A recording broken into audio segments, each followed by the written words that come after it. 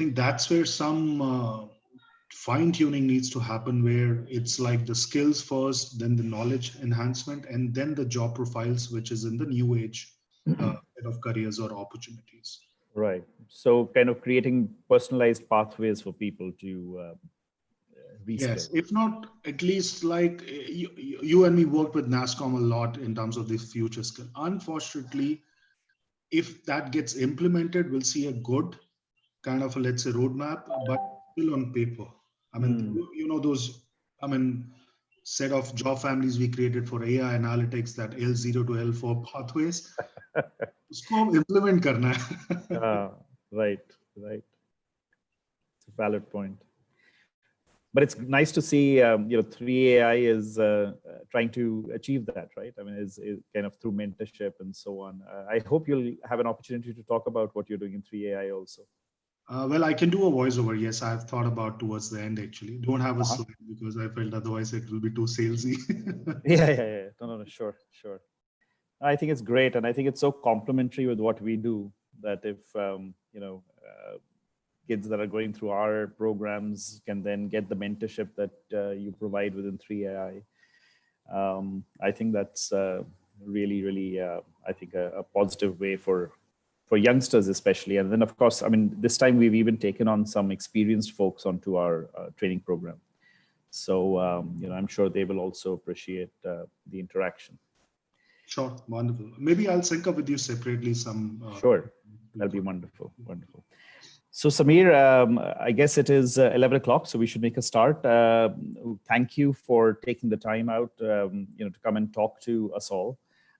It truly is a pleasure to have you here. For those who don't know you, though most people do, Samir has had extensive experience in the whole area of analytics and machine learning and AI.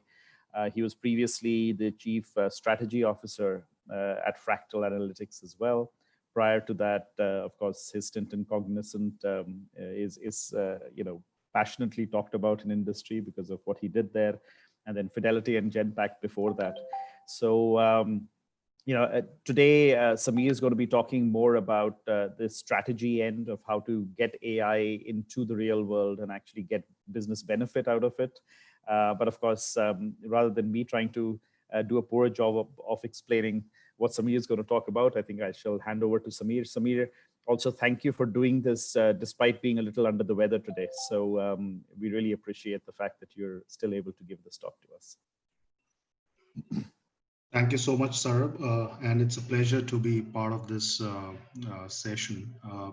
I think the voice works. The face has a challenge with a sore eye, so I'll keep my face away and lend my voice in terms of being at the forefront. Uh, I think there's a lot which is happening around analytics, AI, and also this what I call application adoption, and also how it's perceivably now becoming a part of boardroom discussion.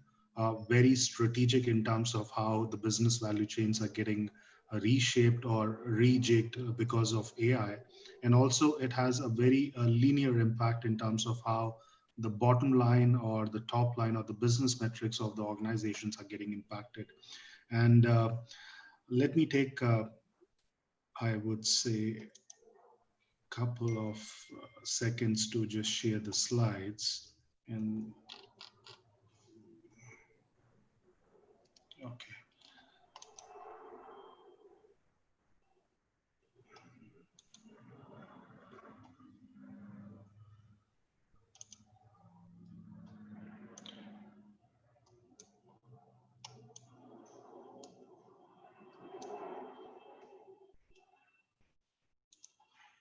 Let me know if it's visible, Sarah. Yes, it is. Thank you. Perfect. So I think if we talk about AI today, artificial intelligence, there are two level of, I would say, strategic shifts which are happening within the organizations. One, the organizations, enterprises which are already doing a kind of a road mapping of their analytics interventions, and analytics is embedded over there. And the second are the set of organizations which are in the erstwhile we used to call it digital native, but they've today become AI first, And the third set of organizations, which we often don't talk about, but there is a large or a fair proportion of them who are actually looking at jump starting straight away to AI. So within these three set of organizations where we talk about globally how they are looking, the two biggest changes which comes to their mind when they talk about usage of AI, one is how do they derive a competitive advantage, because categories today within industries have become, I would say, redundant, because there is every day a new category getting created. And the other part is differentiation has become very, very meaningful, because it's not about just differentiation of product and services. It's what I call a very agile differentiation where you can tweak your strategies on the go. And there is a fair play about AI which is over there. So what I'll try to do in the next 45, 50 minute, I would say, minutes is about one take in terms of a journey mapping around what AI predominantly is doing or have done in terms of transformation of enterprises for competitive advantage and differentiation, and talk about really strategic aspects which have been touched in terms of how they have gone about doing that, which also brings to the point that I'll be able to share some of, or rather, almost 10 to 12 real life examples what has happened because of the application of AI and kind of the differentiation what has come in, and also talk about some of these changes which are happening in the organizations because of adoption of AI. I think one other thing which I always start, and this is my own assumption, amongst the large community today, there is a big, I would say, misconception that AI is expensive, complex, and not for the masses. Now, this is a real story in the public domain. It's a story about Makato, a young looking guy who's standing at the back of the picture with his parents. Makato is born and bred up in Japan, and he did his engineering. And when he finished his engineering, he came back to meet his parents, and that's the time this picture is shot. His parents do farming, and agriculture in Japan is still considered to be a very revered and a sought after occupation. And they grow, though they grow cucumbers. In Japan, cucumbers again is a very sought after variety, and it's sorted and kind of differentiated by about 8 different kind of varieties of cucumber by shape, texture, color, and other parameters. Now, during one of the conversation with Makato, his mother said that over the last few years, our income by growing cucumbers have gone down. And this got Makato thinking. He had studied a bit of AI during his engineering days, and he said maybe this is a time I should implement within my, I would say, set of knowledge just to see how I can help my parents. And this is what he did. In fact, he went back to his home, picked up the iPhone, clicked about 3 to 4 thousand pictures of cucumbers in his parents' farm by different dimensions, I would say shapes, different aspects. He went back at his desktop. He downloaded a Raspberry Pi 3 processor, which he actually took from Amazon for $35. He also downloaded an open source Google TensorFlow tool, which everyone is aware for a deep learning algorithm generation. And then he started labeling and annotating the data of the cucumbers pictures, what he shot, and also correlating that with the price which is being fetched in the auction markets. After a few attempts of working, he realized that he still has to better those accuracy and effectiveness of the algorithm until he reached about 70% and felt it's good to go. He told his parents what kind of a variety of cucumber they should be growing. 18 months down the line, his parents' income went up by 400%. The cost associated was just $35. So this is what, when we talk about AI for the masses, somewhere it's got an element of magic built in. And we'll talk about subsequently what it means in terms of the other industries as well. Now, as no brainer, I think there is a lot which is being said around data, but essentially data just by aggregation or assimilation or even by wrangling has no meaning until the algorithms, which is where the real magic lie, starts creating what I call intelligence, insights, and recommendation. Let me tell you what these three things mean in terms of the parlance of the organizations. If the left hand side, if we see on the slide, there are business challenges today. I mean, every organization, enterprise, I say, facing an array of business challenges, and these are could be unique or could be like I would say common for many of these organizations. On the right side, we have got enablers where we are using machine learning tools and techniques and AI as an overarching umbrella. Now, what you see is essentially organizations, I mean, with their set of challenges, are looking at how do they build those insights, intelligence, and recommendations as part of amplifying their decision-making techniques or decision-making process within the organization. And decision-making in the organization is a very complex scenario today.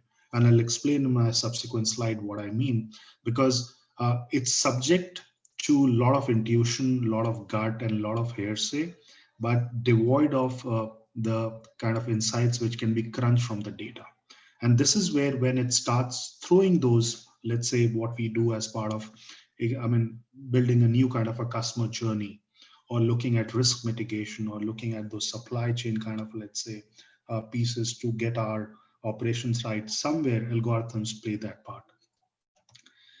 But we as also say that, look, there are organizations which are absolutely doing fantastic when it comes to building those new age algorithms. And somewhere, I mean, if you look at these organizations and much more beyond, to me, these are not the digital organizations or asset light organizations. These are math houses. IP-able patented algorithms are doing the trick within the organizations to create their own set of differentiation and competitive advantage.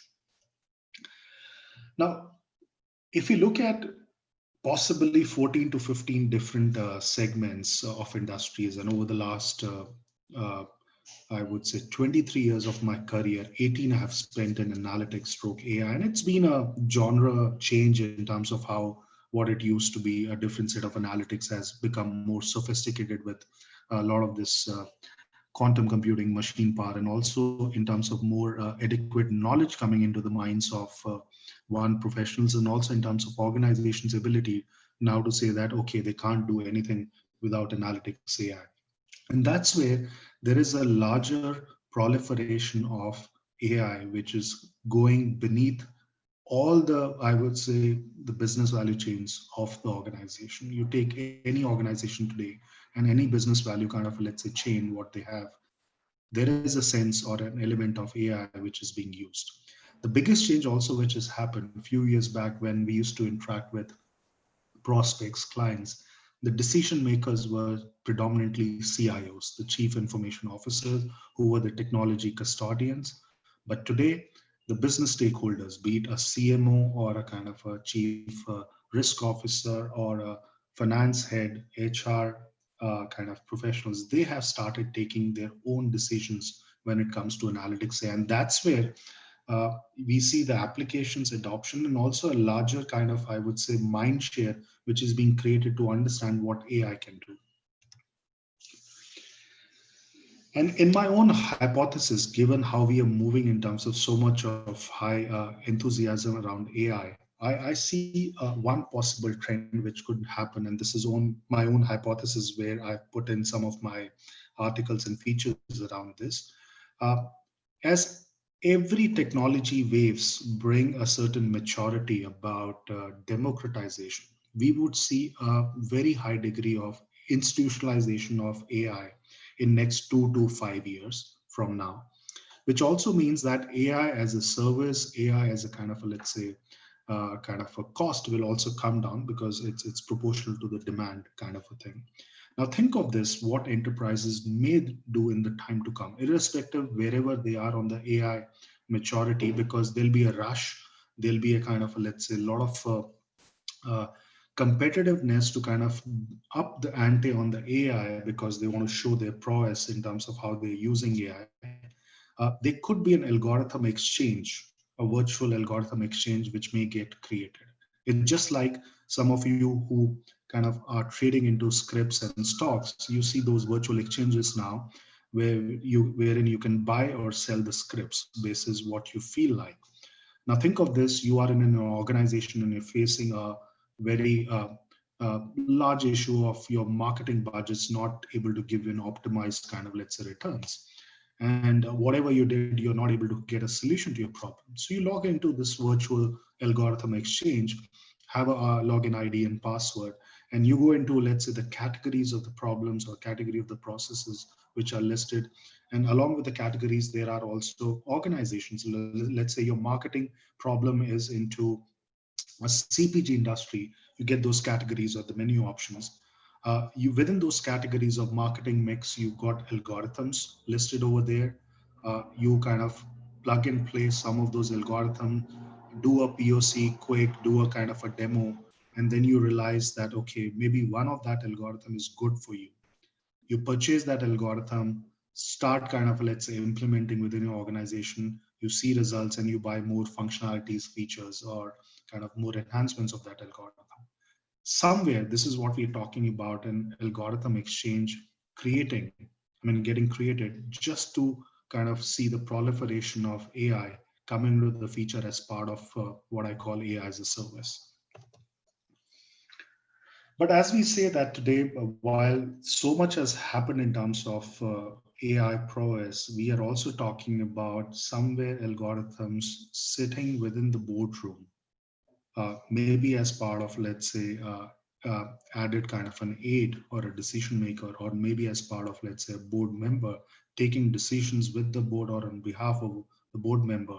And some of these things have happened where a couple of hedge funds in Hong Kong have actually deputed an algorithm to be part of the board member. And what the algorithms are doing, crunching that 20, 25 years of the previous boardroom discussions and decisions, what has happened, and coming out with their own understanding of what insights they should be able to prescribe when the next board meeting happens. So that's where we are reaching with the strategically, these elements of algorithms are being analyzed in terms of being very marquee, very kind of elevated, and more kind of specific to the CXOs.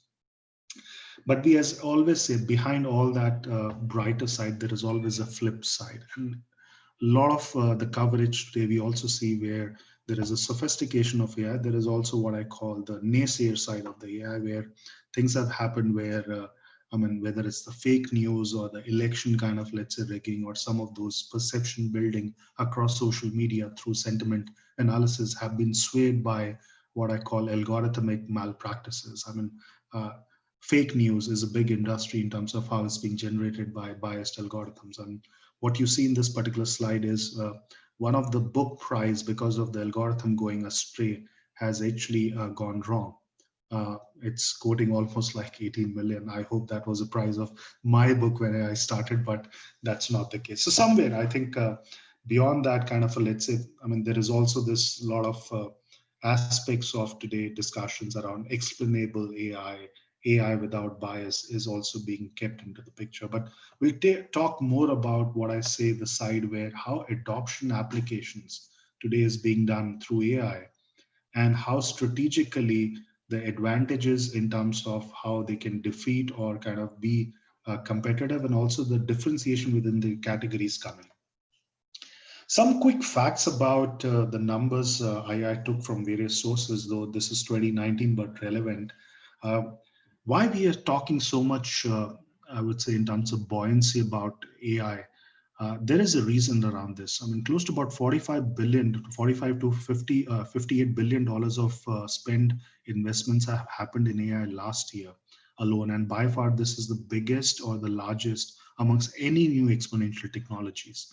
Now, if we take this particular consideration, if you see on the left side, we are talking about a new category called AI market getting created. There is already a category of analytics, and AI per se alone, we are talking about this category being $100 billion category in next 5 years or so. Just to give you an indication, analytics, which market, which includes the services, the solutions, and consulting, is already about 150, $158 billion odd kind of a, let's say, industry. So put together, we're talking about 100 billion separately coming from AI as a market segment alone in next 5 years. Now, somewhere, if we look at on the right side, if we include automation, which is separate exponential technologies, and there are a lot of automation players who are doing automation on the go and or automation at scale, we're talking about $150 billion of category coming together. So there is a huge kind of, let's say, numbers which gives kind of a validation why organizations and the players associated talk so much about AI. And if that's not enough, there is also a linear link or a kind of a common aspect about how adoption has also gone up in terms of how organizations see the impact with the usage of AI. On the right side, if you see this particular number, it's quite good that 75% of the 200 top C-suites executives will be actively implementing AI in 2019. I mean, and that's something which where we say that how it's not just specific to the numbers. There is a whole larger kind of a CXO level involvement which is coming, not in just Fortune 2000 companies, but all across in terms of startups, small and medium enterprises, and within PEVC invested communities as well. And then there is a direct correlation in terms of how much impact it throws for the organization through the various set of results or the reports from the analysts which has come in.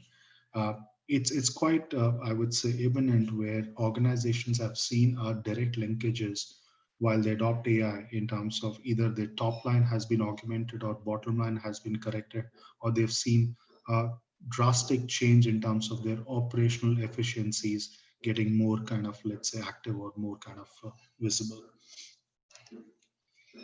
And one thing in this particular slide, which is very unique, but very, I would say, more like an awakening call for the laggards of the enterprises which are not using AI, is what I call that $1.2 trillion worth of business will be stolen from competitors who will actually be not using AI or will be late in using AI, kind of a thing. So this is where I think there is a direct correlation, how fast, how nimble, how proactive you could be in terms of using AI for your organization, because there is a big competition lurking around just to kind of snatch your market share.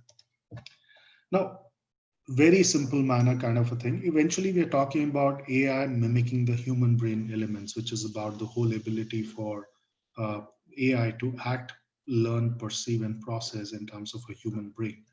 And this is where I think the fact today, when we talk about sophistication of AI, which is about image, voice, text, and video features, that whatever we may see, that the world is moving actually very fast. The AI performance over the last few years have actually outpaced human performance. Now, just to give an example, one of the thing over there in the middle of this slide is about AlphaGo Zero. Many of you are aware it's a chess machine actually, and a lot of numbers, a lot of those previous games, I mean, chess games, I would say analysis has gone into making of this machine to make it more robust, and it can defeat the best of the grandmasters.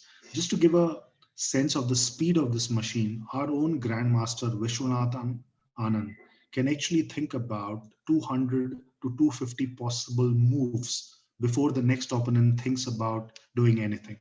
200 to 250. AlphaGo Zero can think about 400 million possible moves before the next opponent takes any kind of a, let's say, look at that particular, taking a kind of a, let's say, next move. So that's the differential we are talking about in terms of a large kind of a processing and the number crunching which has gone into this.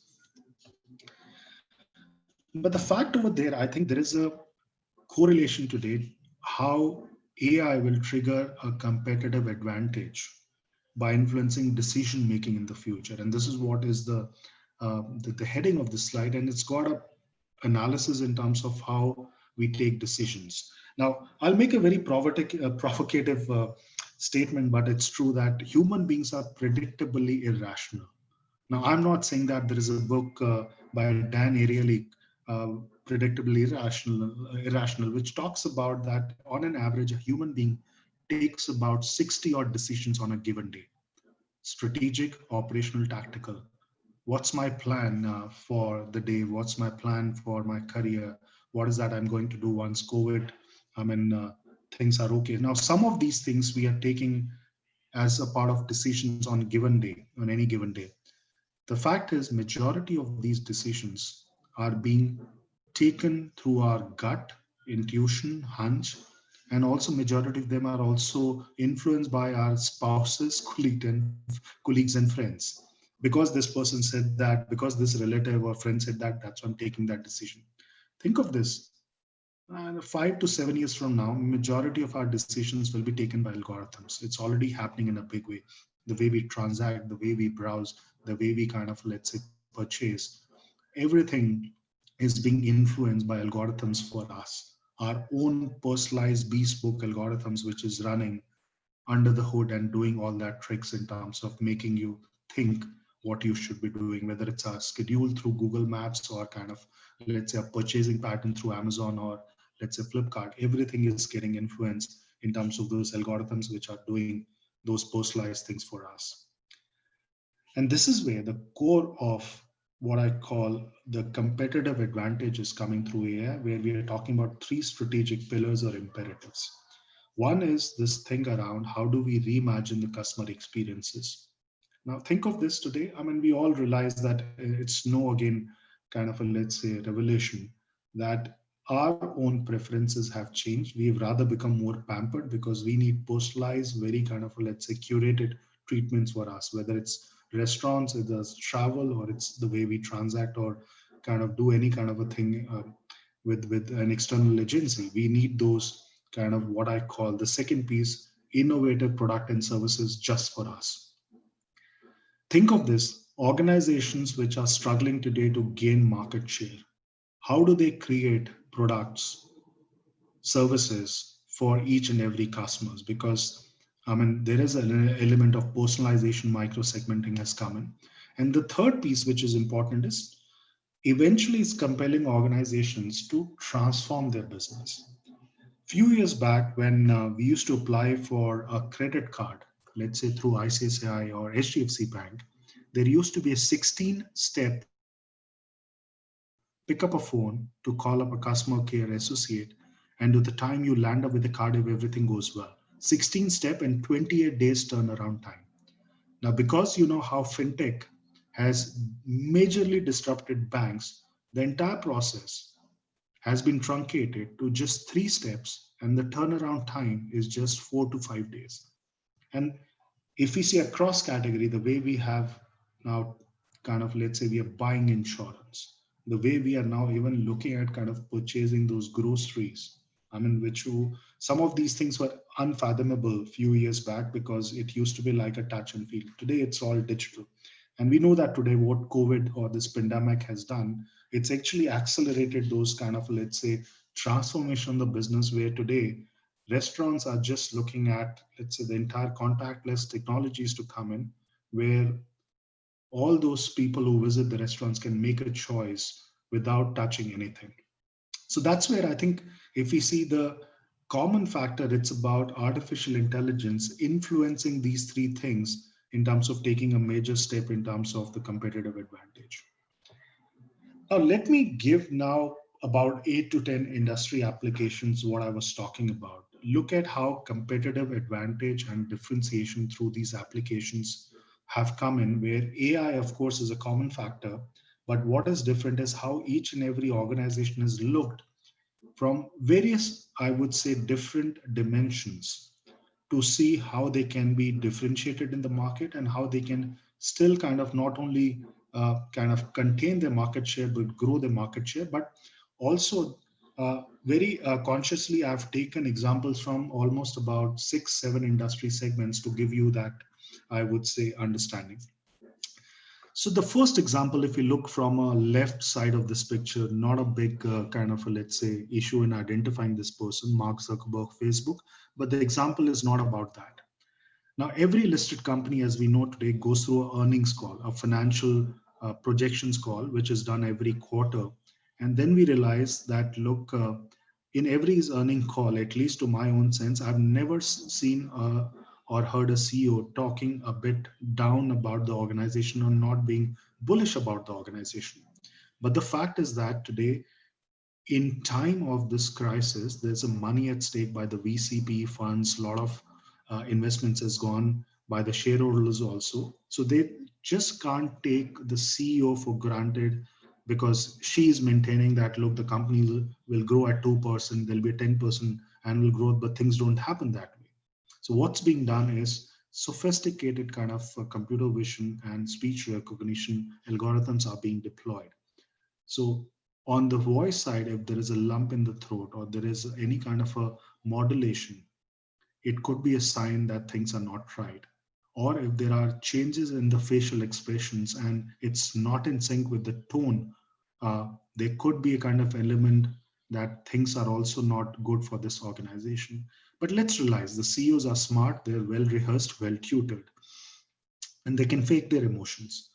But I mean, as we call today, AI has gone to a different level. And this is what happens when the CEO is standing on the stage or the podium and talking great, positive sentiments about the organization and maintaining a very positive outlook and disposition. But at the back of the CXOs, because in a earnings call, there are CXOs at the back. But at the same time, while the CEO is maintaining a positive stance, but the CFO is maintaining a simple poker faced expression, there could be a sign that numbers are not right and maybe this company is not what it's showing as part of the financial projection. On the right hand side of an example, it's about a satellite imagery data of a US retail giant. Not a big deal. Every organization today can fetch satellite imagery data and can start gauging the footfalls. Well, they're going a bit further.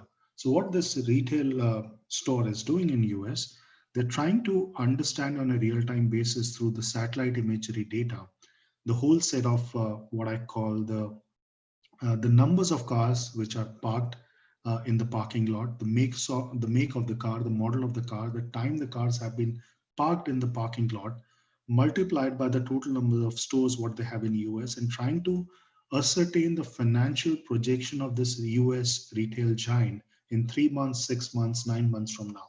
So that's the level of when we say, how do you kind of bring data from the non-obvious sources to start making meaning out of it, which is what we call distilling signal from the noises.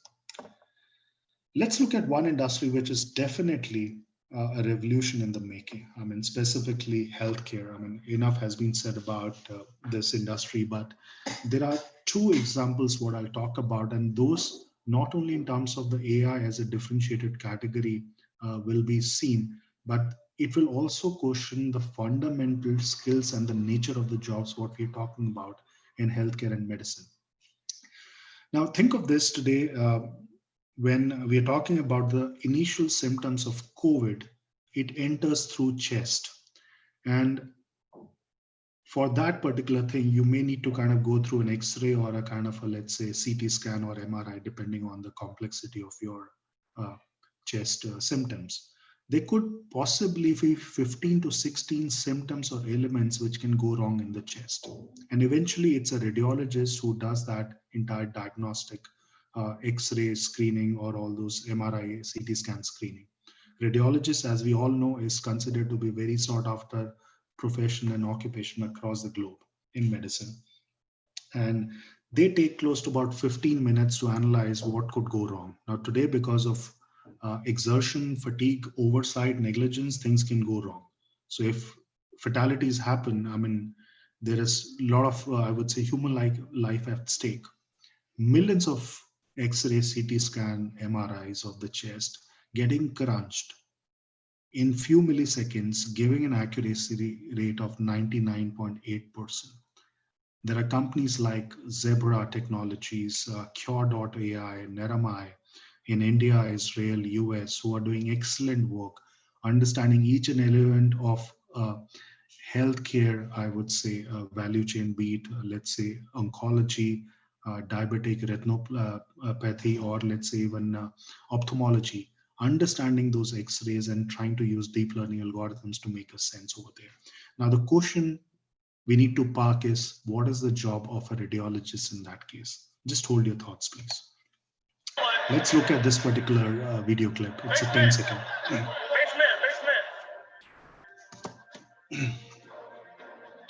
go, Rob. Let's go. Over here, over here. Come on, come on, come on.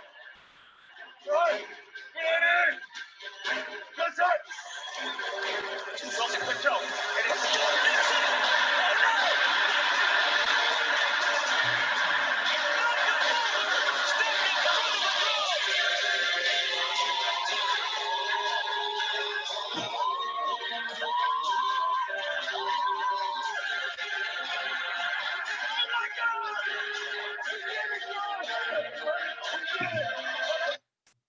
Now, just to give a sense about this video clip, about 15 seconds in duration, US Super Bowl match is like a craze. It's a frenzy kind of a thing. And some of you are fans of US soccer can vouch for the interest which it gets generated every year.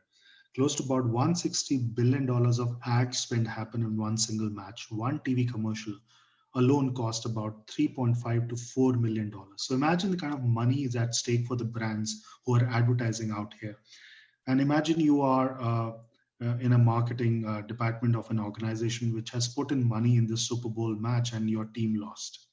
So two things you will do next day is to understand how your brand was featured and where all it was featured. And the second thing you'll do is to avoid the CEO, uh, coming to your desk. And as things happen, when you avoid something, things happen because you may tend to then bump into your CEO during a coffee kind of a, let's say, conversation. But the first thing you'll hear from the CEO, hey, not only our team lost, as in the home team lost, our brand wasn't visible. But you were smart. What you did, you used something what is actually a marketing mix attribution using a live kind of a video feed. Look at now this clip in correlation to this particular clip, and you can make a sense what I'm talking about. Basement. Basement. Basement. Let's go, Rob. Let's go. Over here, over here. No, come on, come on, come on. Right. Get in. Good shot. Something quick go.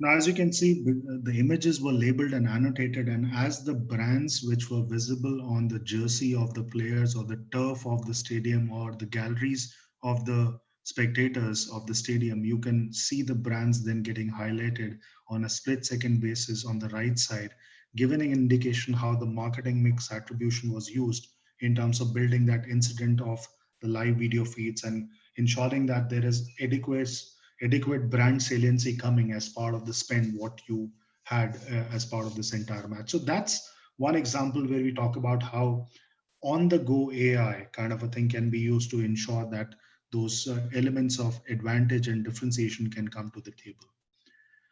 Let me give one more example, a very crisp or rather just a split second kind of look at this image. You will say, okay, maybe it's an image from a Matrix movie or a warehouse where you have those CCTV cameras trying to understand if something can go wrong in terms of security, trespassing, infringement, or any marking. Well, that's not the case. Now, this is actually a screenshot of a China e-commerce warehouse, online e-commerce warehouse. 2200 work in this particular warehouse 24 by 7, and millions of transactions happen on a day basis. Now you can understand in an e-commerce kind of a environment, there's a lot at stake because there is a committed delivery time and SLAs. Operational dexterity is at the optimal. And when employees are working 24 by 7, obviously there'll be fatigue. And this is where, through computer vision, facial recognition techniques, the HR managers and analysts are sitting over there trying to understand at what point of time the fatigue of the employees go optimal, and what they do when they see those indications correlating with the computer vision and the techniques, they go on the floor, pause the production, call out the employees which have shown that high level of fatigue, give them pat on the back awards or spot rewards, come back and resume the operations. Now think of this today. Many of these awards in the enterprises are given ad hoc when the CEO is in town, or let's say there is a town hall, but it has no correlation in terms of a real-time decision making, which HR managers are now trying to leverage through artificial intelligence. Sorry, my bad. This is a repeat. Let me give you one more example about something which is, I mean, again, in the public domain. Some of you may have seen this particular thing, but this is an example which is favorite to me. This is an example where what I call the magic of AI brings, I would say, kind of let's an element of how humanity today exists and starts making meaning out of it. The gentleman on the right, what you see, the one who is wearing glasses, is Saqib Sheikh. Saqib is born and bred up in Pakistan. He moved to US about 14 years back. And since birth, Saqib is visually impaired. He cannot see. And when Saqib moved to US after a couple of years, he got a job with Microsoft. And during initial days of his uh, stint at Microsoft, he was having coffee with his colleagues, and his colleague said, "Saqib, let's make your life magical." And he said, "Guys, don't joke around with me. I cannot see. There's nothing magical in my life." They said, "Okay, hang on, just give us a few months." After 6 months, they gave Saqib a pair of glasses. Now, these are not ordinary pair of glasses. Now, when Saqib steps out to meet his friends, go to the office to meet his colleagues or neighbor, he wears these set of glasses. The glasses have an innate capability to click pictures on the go. Now, as you can see in this particular picture, he's clicking uh, while putting his left index finger on the stem of the glasses, is trying to click pictures. Now, the first reaction you will have that pictures have no meaning for Saqib, right? On a real-time basis, the pictures are getting translated into voice, and through the wireless hearing aids, this is what Saqib is able to hear. Saqib, 15 to 20 meters ahead of you, there is probably a 15-year-old kid on a skateboard wearing a navy blue jersey, beige trouser, black sneakers. Would you like to meet him? Imagine the life of Saqib becoming magical through image, voice, text, and video coming together. Now, this is an example about what I was trying to correlate on the healthcare side, and then link the example where it was about this imaging thing around the radiology, and this is more about pharmacy and chemist. Now, many of us who visits chemist or pharmacist, as it's called in US, give the prescription to the chemist and the pharmacist. At least in my own opinion, I've never understood, with all due regards, the writing of the doctors. It's very, very illegible, and sometimes pharmacists, chemists also make an error. 7,000 deaths happen every year in US because of wrong prescription of drugs and medicine. 14 to 15 billion dollars of lawsuits were getting filed. And one of this pharmacy chain in US said enough is enough. So what they deployed a robotic arm, and this robotic arm is something, if you happen to kind of visit a Union Square pharmacy chain, I can't reveal the client, in California, you will see this particular store having this robotic arm. Now, as you enter the store, you are at the front desk, you're greeted by this robotic arm. She takes your prescription, scans the prescription, links that prescription with the previous elements you had in the past, because in US the patient data records are linked, goes through the aisles of the store, picks up the medicines, come to the front desk again. The entire transaction happens in 45 seconds. You pay by contactless credit card, walk out of the store in 90 seconds max. The accuracy rate is 99.7%. Now, in this case, the first again reaction you would have, what's the job of a pharmacist or a chemist? In the earlier case, it was a radiologist. Now think of this. The core job of a radiologist or a pharmacist is not to analyze x-rays, CT scans, MRIs, or to just give medicine across the counter. The core job of a radiologist and pharmacist is to counsel the well-being of the patients. How many times a chemist or a pharmacist have actually asked you, how are you doing? What's wrong with you? Or how many times a radiologist have counseled you, this is what you should be doing as part of precautionary things so that you don't come to me. This is where AI and automation will come into the picture, with the menial and the kind of, let's say, daily kind of a core task will be replaced, and the enhancement of the jobs, the core jobs, will get more elevated, so that it brings to the picture what a radiologist or pharmacist will have to do in real life. preventive asset of maintain, of equipments, devices, no kind of a, let's say, a new feature. It's been happening. What has changed in terms of how today sophistication in terms of the wear and tear of the devices is throwing that entire precautionary things to the manufacturers, OEM suppliers, so that they can take preventive calls before it goes wrong. This was one of the case, if some of you have read, 8 to 9 months back, there was a bullet train in Japan which was traveling at a 250 kilometer per hour speed, and one of the coaches, one of the doors of that coach did not get shut. 4 minutes the doors were open. Luckily, nothing happened, kind of a thing. But when it was analyzed, it was the RC was done, and it was found that the sensor had malfunctioned, and the data was not getting streamed live to the manufacturers or the suppliers because there was something wrong with the sensor. So that's where a lot of this today aspect about how the likes of Google and Amazon, which are maintaining a huge set of servers across the globe, they're using sophisticated preventing asset maintenance not only to understand the live outage of the servers if anything can go wrong, but they're also looking at reducing the electricity bills through automated kind of a switch on, switch off of the cooling plants. And as we say that sometimes even some of the skeptics also who've been proponent of 100% automations, they have taken a kind of a, let's say, beating. And this is Mr. Elon Musk talking about in his plant when things were not right for Tesla. He realized that 100% automation wasn't a good decision.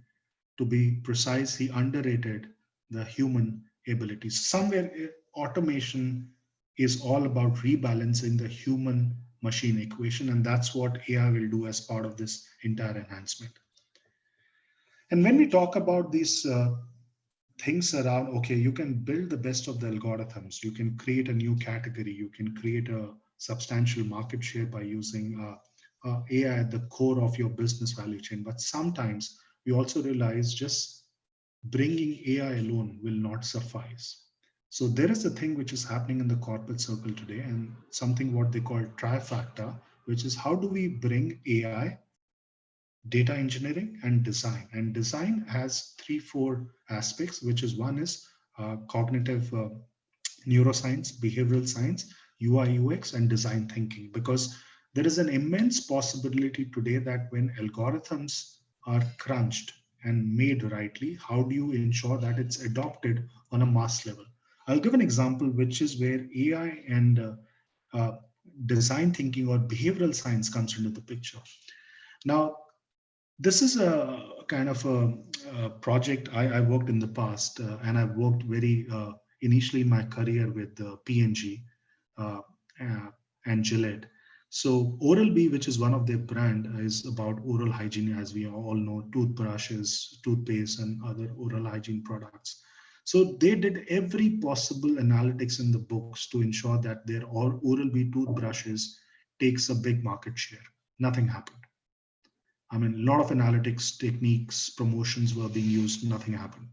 So what they did in one of the brushes of OralB, one of the model of the OralB toothbrushes, they used a sensor. Not a big deal. Many of the devices, instruments, machines today have sensors. They also gave a app which you can download uh, once you purchase this toothbrush. Now, an average brushing time is close to about 2 minutes today. And we know that today, for the ones who have kids, how hard it is today to make them brush when they have to go to the school. Today, it's more online classes, so they still have to go, get up in the morning and brush their teeth. So, how it happens when the kids start brushing through this toothbrush, the app also starts working on the mobile. And if you're standing with your kid, anything less than 2 minutes, you can show to the kid that you haven't brushed enough. So there is a screeching emoji and a noise, and it's very disheartening to know. Then in the morning, the kid will say, "Okay, I'll brush again." So when she brushes again, more than 2 minutes, now the emoji turns blue, as in this picture, and there is a kind of a happy jingle. Now kids go back to the online classes. Now, we realize today how much emojis and emoticons play a feature in our lives. So all these things bring that sensorial touch in terms of kids being happy. Now this, though it's a different thing, that today this brush is being used more by the adults. 2 minutes is a big brushing time. Another example where I think in this case a CPG player did everything to increase the sale of their brand of ice creams. Lot of trade promotion analytics, supply chain analytics, I mean marketing mix modeling, nothing happened. They realized that look, they have to do something else. So they kind of had impaneled a behavioral science firm, and this is what the behavioral science firm did to bring the sales of the ice cream to the next level.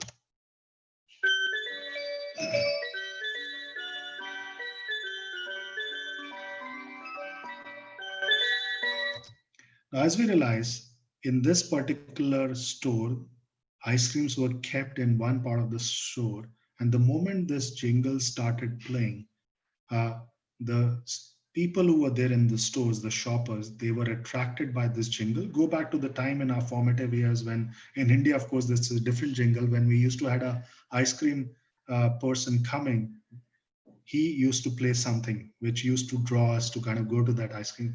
This is exactly what this particular behavioral science team did. They played this jingle. Just by putting this jingle across the stores where this ice cream were kept, gave them a lift of 30% in 1 quarter in terms of the ice cream sales. And this is what we're talking about in terms of how AI and behavioral science comes to the picture. Let's look at this aspect. I mean, God forbid, if someone has to go through the exercise is agonizing. I mean, the sheer image of this particular machine is claustrophobic. Specifically, kids, they fear going into this machine, and 80% is a sedation rate. And even adults have a big challenge because that whole atmosphere looks very, very agonizing or daunting, actually, until someone thought about this. Somewhere the UI UX came into the picture, just the sheer design change brought the sedation rate down, and it's just 10% now. I'm sure some of us who haven't been into this environment would like to try now just by sheer change of UI UX. Let's look at this particular clip now.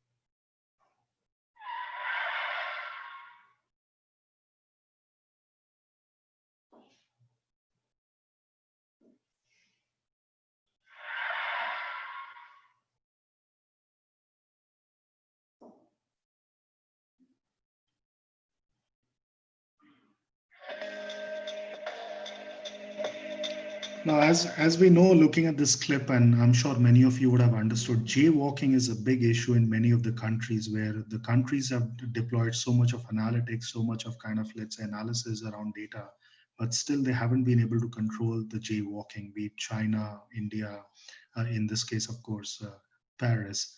And the sheer face of the death, uh, I mean, as you see, using a behavioral science technique, when you're not supposed to cross the road, the image gets clicked, it's beamed live at the nearby kind of booth, and you can see your face, how the death approaches when you get hit by the car because you've crossed the road when you're not supposed to. This is somewhere what we're talking about, how behavioral science is being used big time with AI to make a new kind of a meaning and differentiation. I just want to bring two kind of facets in terms of how AI is being used big time in terms of what I call India specific interventions. And I've been involved in both of them actually. One is this case around judiciary. Uh, India has a big judicial backlog. There are 3.3, or rather, my bad, 33 million legal cases in India today, which are running in the session courts, high courts, supreme courts.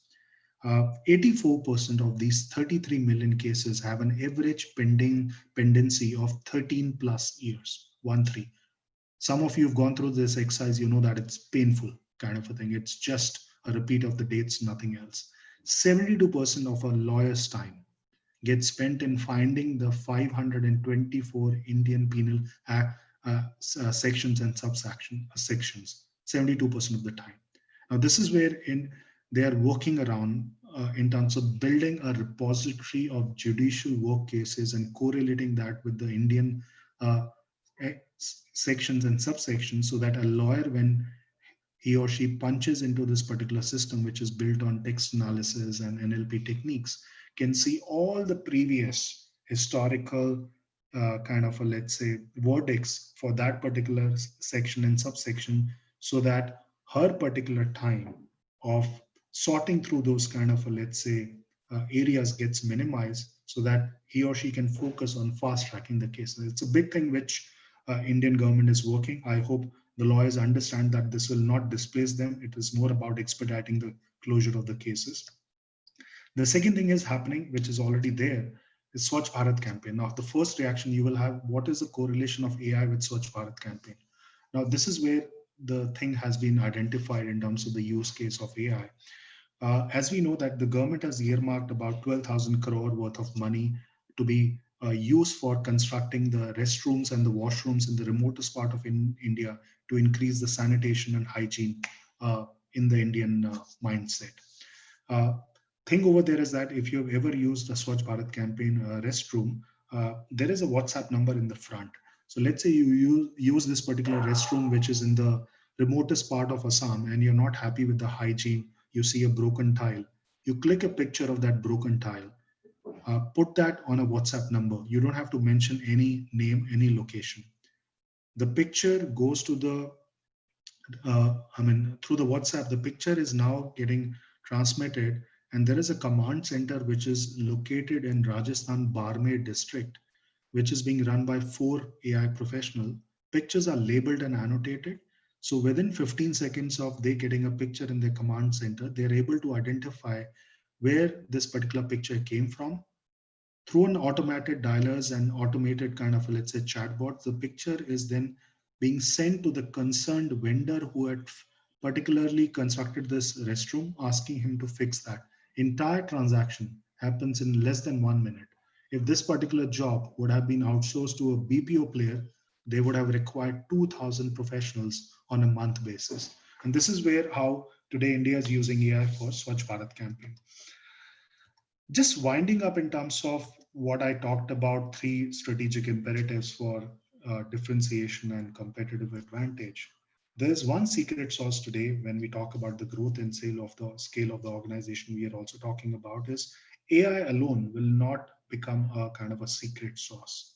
As you could see in some of these examples, I think for my own understanding, what I've realized, it's a trifecta of AI, data engineering, and behavioral science. Now, while we didn't talk about data engineering, just to give one example very briefly, uh, 8-10 months back, Jennifer Aniston, who's the famous lead star of Friends serial, joined Instagram. She's been late in joining Instagram. Within 15 minutes of her joining Instagram, 7.5 million followers came on the Instagram to tag themselves with Jennifer Aniston. The Instagram crashed.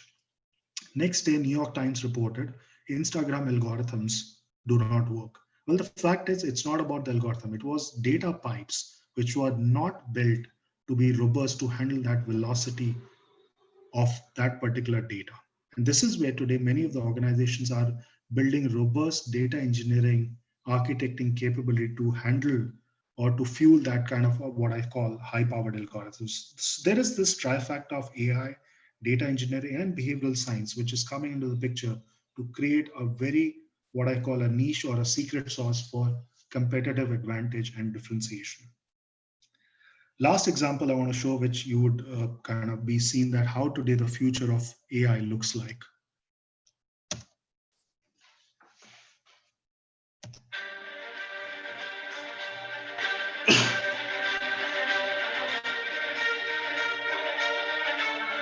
The Brussels Motor Show, the biggest car event in Belgium, where all car brands show off their newest technologies. But it was Volvo who hijacked all the attention with the first car that could recruit its own technicians. Volvo presents the recruiting car. Ik ben de HR90. Ik ben op zoek naar onderhoudstechnici voor de Volvo fabriek in Gent. 200 job openings were announced on social media, inviting everyone to come and check out the first car that recruits its own engineers. To conduct the interviews, we tapped into the car's technology. Welcome, Oliver. Glad to see you put on your blue shirt for the interview. Can you show me where my electric compressor is? Sure. Please allow me to play some piano music to make you feel more comfortable. Tell me, why should I hire you?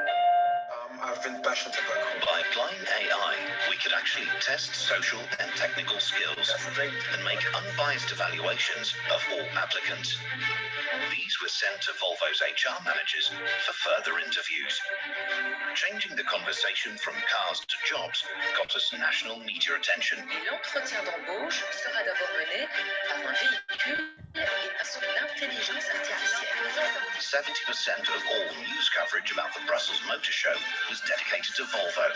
More than 1 in 2 Belgians was reached through PR coverage alone, leading to 300% more price requests. And the 200 vacancies, well, they were all filled. So that's all I had. Thank you so much. Happy to take some questions, please. Thank you so much, Samir. That was amazing. I have to say, your point about behavioral science is well taken, and it's great to hear it from you. I also see that the behavioral science was in action during your presentation, because there was a lot of this is amazing comments coming in, and then you mentioned Jennifer Aniston at the end of your well, close to the end of the talk. And there wasn't a comment by a boy after that at all, because I guess they weren't listening after that. So, brilliant talk. Thank you. There are a few comments coming in here. Sorry, Sarab, I just got disconnected for 30 seconds. I just logged in again. Oh, apologies. Okay. I was just saying that in addition to you talking about behavioral science being a cornerstone in, creating applications that actually work in the real world, I was saying that you actually perfectly showed a great live example of that by talking about Jennifer Aniston, close to the end of the talk, because I think all the boys stopped listening after that, and there are only comments by girls after. So well done on that. Vishal, Soni, would you like to just unmute and make your comment about the talk? And ask the question as well, Vishal. Okay, maybe he's having problems with his microphone. So it says, in the example of brand's visibility in the match, there were some errors, like there was something printed on the ground and the system was reading it as a baseball bat. How these kinds of errors are taken care of, as there could be many things that look alike but aren't exactly what it's being interpreted as. So I guess the false negatives or false positives, how do we actually deal with that? No, I think it's a relevant question, Sarab, and what has happened, in fact, in our own backyard, and I've been privy to some of the franchisee who have used AI in IPL for the sentiment and brand tracking. Mm-hmm. And over the years, that particular aspect of sophistication has come in, where a lot of this data, because what has happened, good part is that now this is where the problem will come in. If, let's say, now I'll give an instance where the matches will be held in UAE. Because in India, what has happened, every part of the stadium has been labeled and annotated, actually. Mm-hmm. Before the match, because the sponsorship banners all come in, the boundary lines all get branded. So the labeling of data happens before the match. And that feeds then gets correlated during the match to see the efficiency, kind of, let's say, an effectiveness kind of a change. And of course, there is a champion challenger model working in the background. But good part of the UAE will happen, even though the stadiums will be new, there won't be any spectators. So there will not be much, you can say, the distortion in terms of identifying. So I think that's where I think what I showed actually this particular Super Bowl match. In fact, we did that particular thing for one of the brands long years back. This is not recent. It's a what 4 years back. Oh, But changes have happened and things have improved where I think brands are getting that huge saliency impact in terms of how their brands have been visible. mhm, mhm. Great, thank you. Another question around explainability of AI. So the question is, should we deploy AI before the concept of explainable AI is, fully developed? When we hear things like Amazon AI recruitment was gender biased, or various accidents take place because of AI powered cars, or even the decisions that AI powered cars would have to make if an accident was inevitable, should they actually kill the pedestrian or bang into another car? Those kinds of questions are very difficult questions for AI, right? And how are companies dealing with those, from a strategic perspective, I guess? Right. I think it's very pertinent question, and if I just take a response to this, I think it's a category in itself, Sarah. This whole explainable AI and AI. How do we kind of reduce biasness or algorithmic malpractices or this data inadequate kind of let's say features? But the fact over there, if we realize today, now think of this particular situation in COVID with some of the clients we are advising today, there is a larger consensus that the algorithms have drifted during COVID. I'll give an example in terms of the e-commerce chains. Suddenly, they see a surge of toilet roll sanitizers getting more kind of, let's say, uptick in demand, Right. which was not earlier there. I mean, it was more about shoes, it was more about apparels. Now, certainly, their demands have gone down, and which means that the adjacent algorithms which are working in terms of giving those category recommendation needs to be refreshed.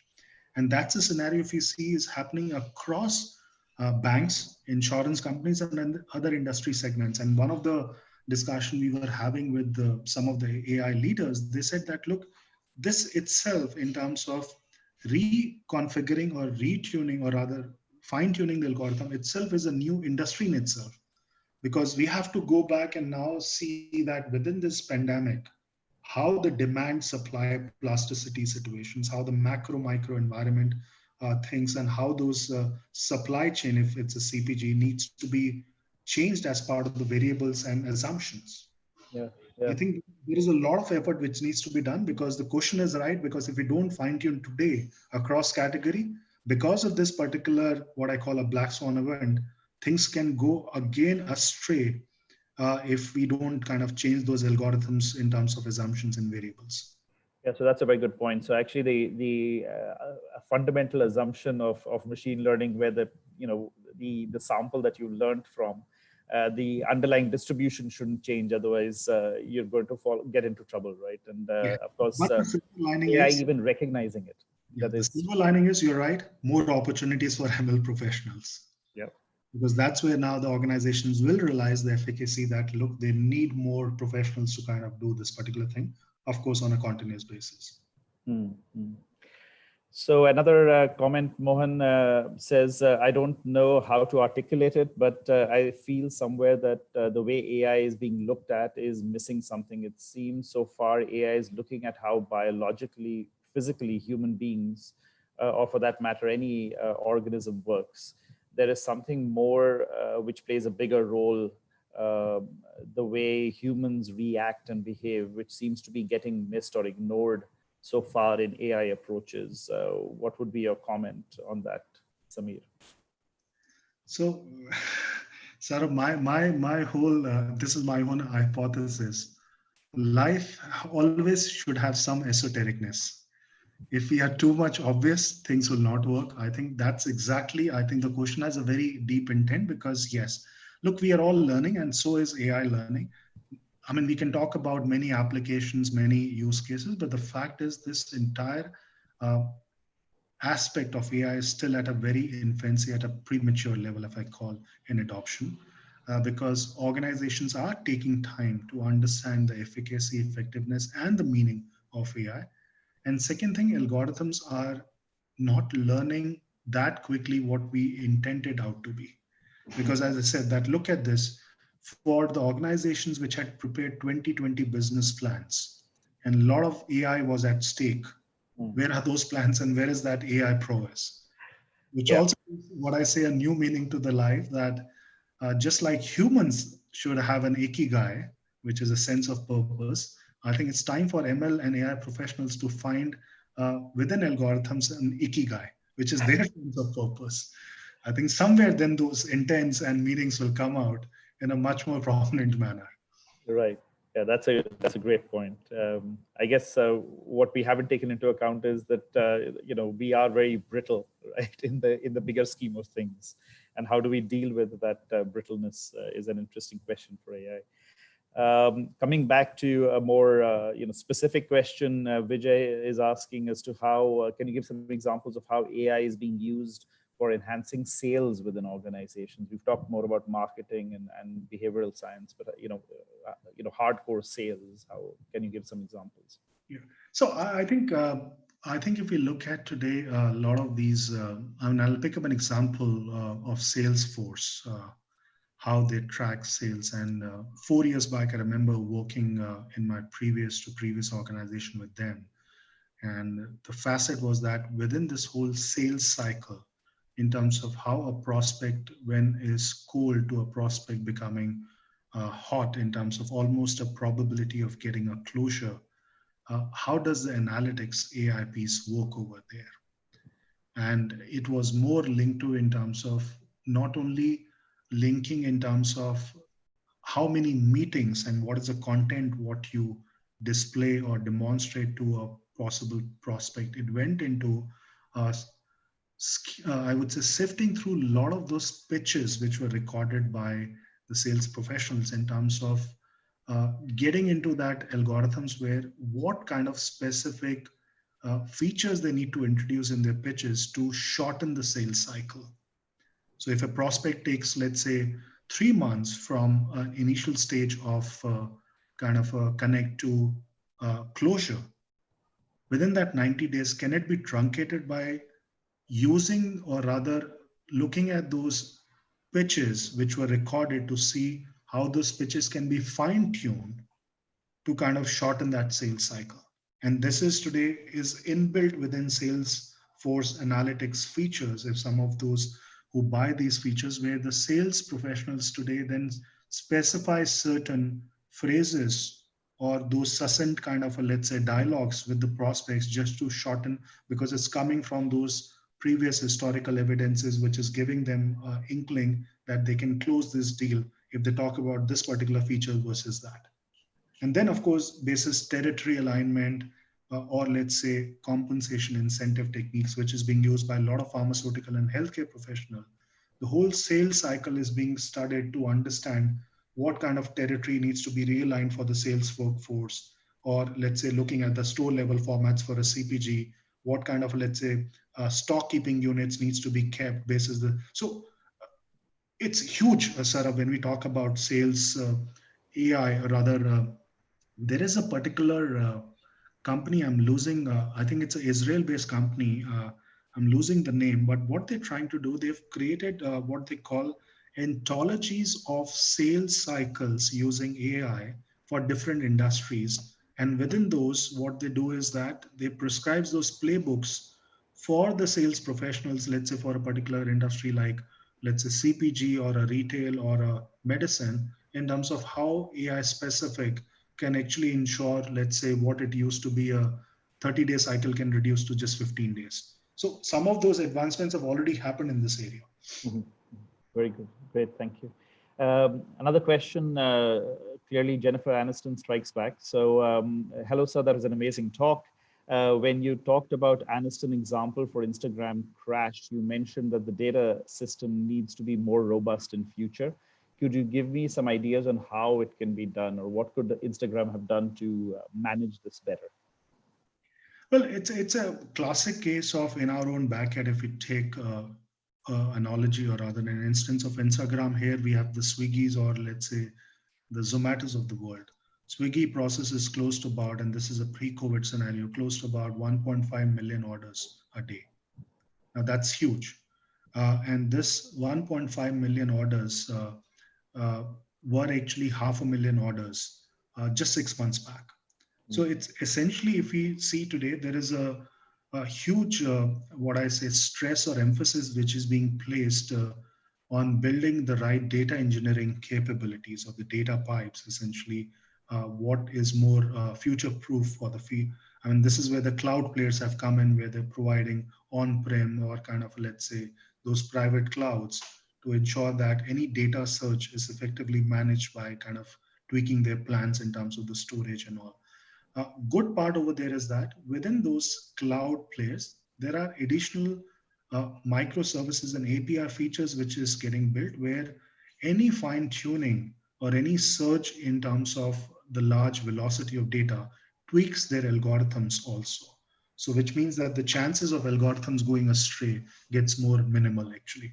So I think that itself, I mean, just like explainable AI, a new category of this data engineering, cloud architecting is emerging, which itself will change how algorithms are being kind of created in the time to come. So kind of elastic architectures that, like a Lambda architecture or whatever that, is limited only by AWS's capacity to handle the inflow, I guess, is one example of what you're saying. Okay, great, thank you. And another question, and I think we'll close after this because we're well over time already. There's another question after this. So maybe this is the second last question. What do you think about the information bubble, and how can one avoid it in products we build? We've seen examples of TikTok and Chinese apps censoring sensitive issues and anti-government protests. How can we in some way get around those issues? And I guess there's a mixture of a couple of issues here, right? But I'll give it up to you to answer. Yeah, so I think it's linked to a facet which we didn't discuss, but which is being in the works, is a data protection bill within India. I mean, just like the GDPR, India is almost on the verge of coming out with their personal data sharing and protection bill. I've been part of some of those meetings with the government officials. Of course, we know how much it takes time to build that documentation. But the fact what we're talking about is, one, this account aggregators. As some of us have noticed today, there is a huge pressure on the technology BMODs, one, to share data, what they are kind of, let's say, kind of mapping or analyzing. And second, even then start sharing revenues if at all they kind of use that data for whatever with the third party players. So that itself is like a new change what will happen. Second, the data protection bill, and going by the initial rushes, what I've seen, when it's launched in India, one will protect the interest of the citizens of India from these account aggregators today, where we know that just by inadvertently kind of signing up for many of the things, we start sharing the data, that will come out as a big no-no. There'll be those kind of different conditions which will come in. But more importantly would be that the misuse of data will have I would say, punitive action, which today we don't have as a part of an offense or a kind of a separate legal action which can be initiated.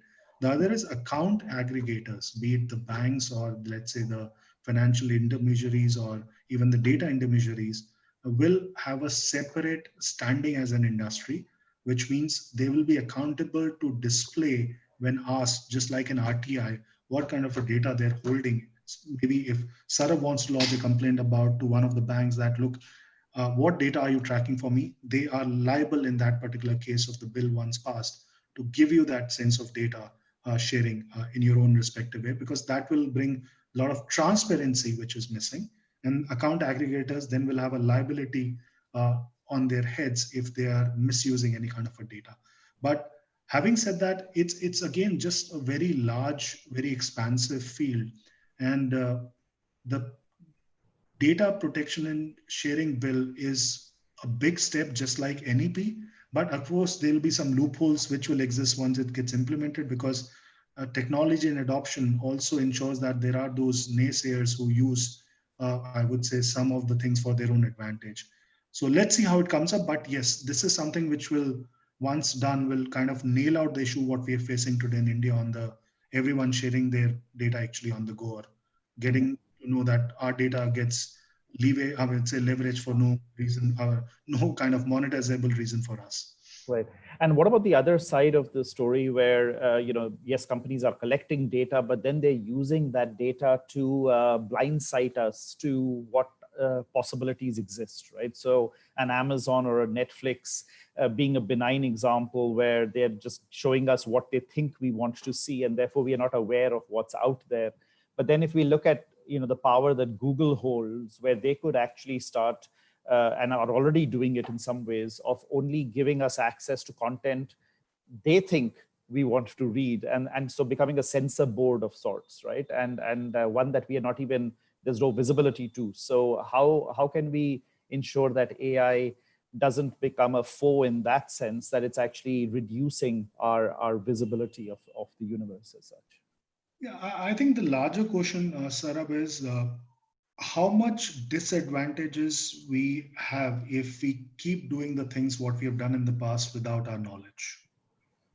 I mean, it's a question that, look, at some stage, even if we say that more hypothetically today, if Google's and the Microsoft don't pick up the data what they're picking from these sources, they still have that prowess and ability to influence, given the robustness of their algorithms for multiple years, many years from today.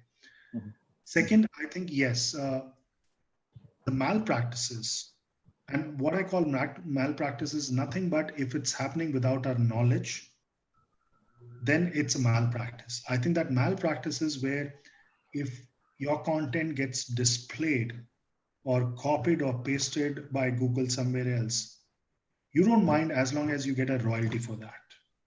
And this is what is happening today, where the companies are coming that look, publishers are coming that look, if the content is the king and you guys, as in the Googles or the larger technology behemoths, are just ensuring that the content is getting displayed everywhere, can you start sharing royalties for us? Whether it's the music or the films, or let's say, or any content coming from any source. I think that itself, one, is a good feature to come in, because then the liability, that transparency and that ethical feature of, look, yes, I'm earning revenue, but I'm giving you part of that comes in, which also means along with the ethicalness, there'll be those set of judgments which can be taken as part of the calls, what we should be sharing, what we will not. Unfortunately, the one facet of your question, which I have a response that, look, a lot of things have already happened over there. Mhm. Now, instead of going back and really kind of saying no sharing, no kind of a let's say, uh, uh, kind of let's say aspect of data to be studied, or algorithms cannot be co-created kind of a thing, let's define the measures, stipulations, policies, because that is what the real essence of an explainable AI would be, which means for a common citizen to make them understand, if tomorrow this is what Amazon does using an algorithm in a very simplistic playbook manner, what is an algorithm doing for you? And it can go to the grassroots level where AI needs to be introduced in schools, I keep on saying. Unfortunately, the CBSE has taken a right step introducing. Unfortunately, we don't have the textbooks now, which can teach AI at the Or grassroots. people who can teach it, right? Exactly. Now that's the next thing, in fact. And that too at a level where you're talking about, okay, in a simplistic manner, if I ask in this particular forum, what's an algorithm? I'm sure we will get 46 different responses. Agreed. I think that some for some of that we are also to be blamed as industry, I would say, professionals, that we should bring some more evangelization awareness within this industry. Yeah. Very good industry, but unfortunately, a lot of that thing gets called out because people don't understand and they see the what I call the not so good side of AI. Mm. True, and you're doing a great job of being a great evangelist for this domain. One last question from Sukhdeep, who should really be in bed because it's close to 3 a.m. where he is. But what are your feelings on AI in regards to making jobs that require human involvement obsolete? What sort of impact do you see AI having on the economy? I think one, it's I think it's stated fact that this was a report which was done by McKinsey and World Economic Forum last year, where they studied the whole aspect of automation and the displacement of jobs. So what came out as a part of the report, which they did on a global level, that by 2023, close to about 1.8 million jobs will be displaced because of AI and automation, but 2.2 million jobs will be created, which will be a net addition, you can say almost like 500,000 jobs across the globe. But the caveat was over there, majority of these jobs will be in the new areas and the new skills. And I think goes back to the discussion, Sarah, what we were having at the beginning of this session.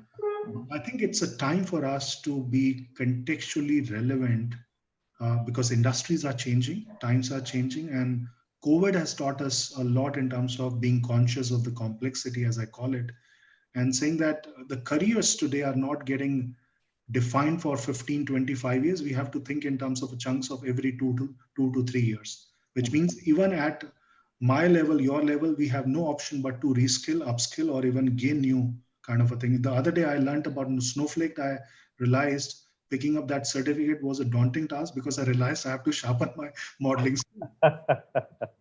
This is what I keep on saying as part of being in this industry for some time, that look, this industry has no expert. We are all minions, because the greatest part of this industry is we practice what we learn, and learning never stops.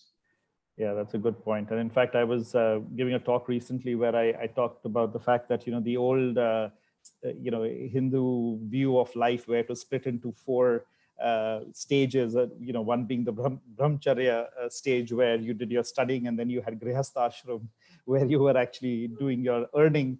I think those have merged, right? That stage, those two stages don't exist anymore in some ways. So we'll have to I have one update the more analogy. scriptures. You're right. I have one more analogy, that just like today in the colloquial language, we say roti, kapda, makan are the essential household living budgets. Now we have included data as part of Right. that monthly budget. We also put learning as part of our monthly budget, which is roti, makan, data, and learning. There is no because Yeah. it's a long marathon, actually, what we are saying. No, very true, very true. And I guess who would understand this better than India, right? Because while the West is talking about data being oil, we actually always talked about data in terms of God, right? So, so maybe that's the new term that we should be using. Sabir, thank you so much. It's been a pleasure having you here, and I think none of the listeners are really wanting you to go away. There've been lots of excitement around your talk, and I have very rarely seen this was fun, this was amazing comments coming in from speakers. So thank you so much for this wonderful session, and I hope that we'll be able to entice you to come back in the near future and continue to engage with the students here and the data science community at large that logs in for these sessions. So thank you. Thanks, Sarab. Thank you so much. Pleasure being part of this forum. And thank you so much for inviting me. And I hope you feel better soon. Okay, thank you.